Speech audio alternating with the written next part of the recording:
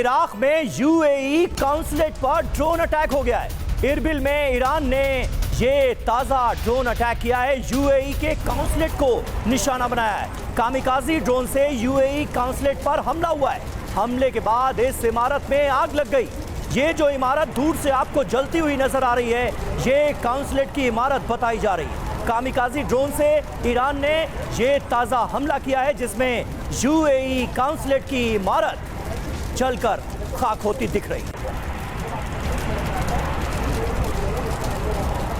और देखिए, ईरान के अल-बोरज में इजराइल का हमला, इजरायली एयर स्ट्राइक में बिल्डिंग तबाह हो गई।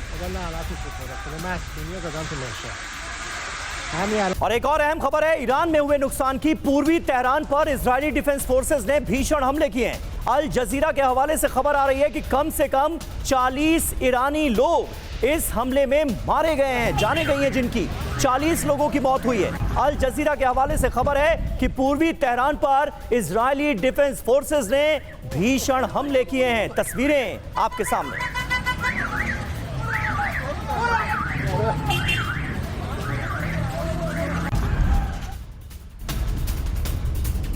वहीं आईआरजीसी के खिलाफ आईडीएफ का बड़ा ऑपरेशन। आईआरजीसी के 3 जेट और 2 हेलीकॉप्टर मार गिराए। आईडीएफ के ऑपरेशन का सैटेलाइट वीडियो भी सामने आया।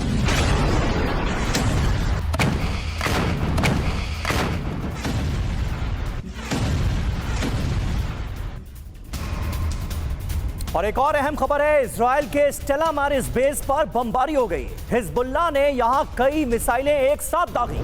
रात के अंधेरे में स्टेला मैरिस बेस पर हिजबुल्लाह ने जो मिसाइलें दागी हैं, उसका वीडियो आप देख रहे हैं। हिजबुल्लाह के अटैक से बेस पर भारी तबाही मची है।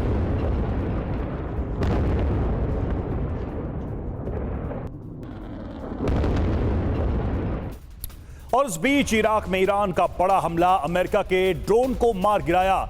इराक के बसरा में ईरान का हमला।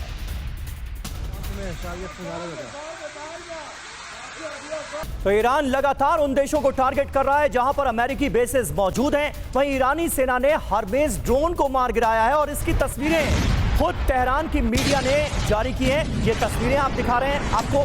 इजराइल के हरमेज ड्रोन को पहले इंटरसेप्ट किया जाता है और फिर इसे मार गिराया गया।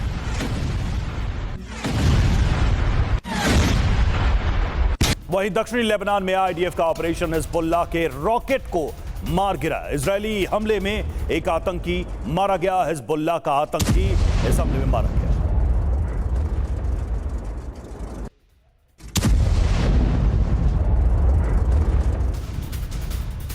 और अमेरिकी ठिकानों पर आईआरजीसी का ताजा हमला। आईआरजीसी ने कई भारी मिसाइलें दागी हैं। 5 अमेरिकी रणनीतिक ठिकानों को निशाना बनाया है आईआरजीसी ने और अटैक किए हैं। सैन्य ठिकानों पर भी आईआरजीसी ने हमले किए हैं। तेल अवीव और हाइफा के इलाकों में एक साथ कई हमले हुए।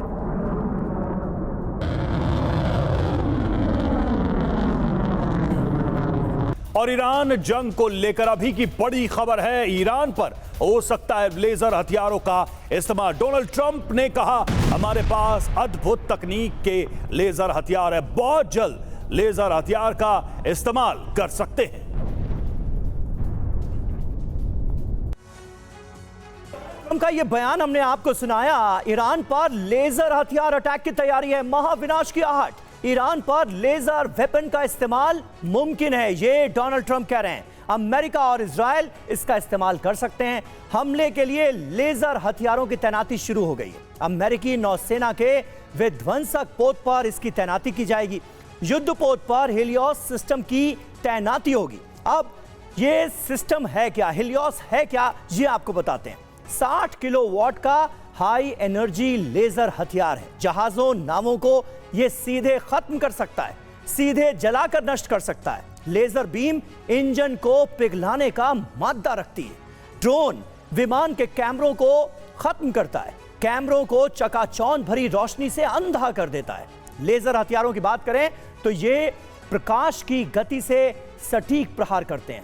तीव्र किरणों का इस्तेमाल होता है। ड्रोन्स, मिसाइल, रडार पल भर में जलाकर इसके जरिए खाक किए जा सकते हैं। हमारे साथ खास मेहमान मौजूद हैं। निनाद सेठ हमारे साथ मौजूद हैं, विदेश मामलों के जानकार हैं।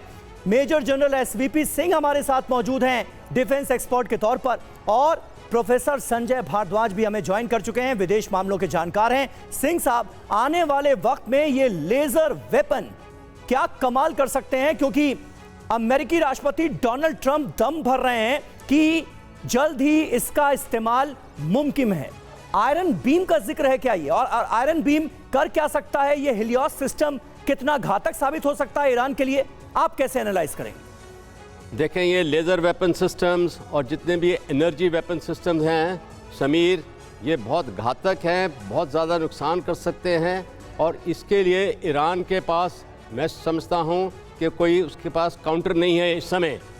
तो ये जो लेज़र वेपन सिस्टम है ये बहुत ही घातक रहेगा, और इस्तेमाल करेंगे तो जैसे आपने कवर किया है कि क्या कुछ कर सकता है, इसकी काबिलियत वही है। और मैं ये एक और एस्केलेशन स्टेप होगा इजराइल अमेरिका की तरफ से कि ये कर रहे हैं अमेरिका ईरान की तबाही के ऊपर। और बिल्कुल जैसा कि ट्रंप ने कहा है कि हमारे पास अत्याधुनिक हथियार है और अब हम इसका इस्तेमाल भी करेंगे, यानी जंग का पूरा हिसाब किताब आगे बदल सकता है इन हथियारों की एंट्री के साथ ही।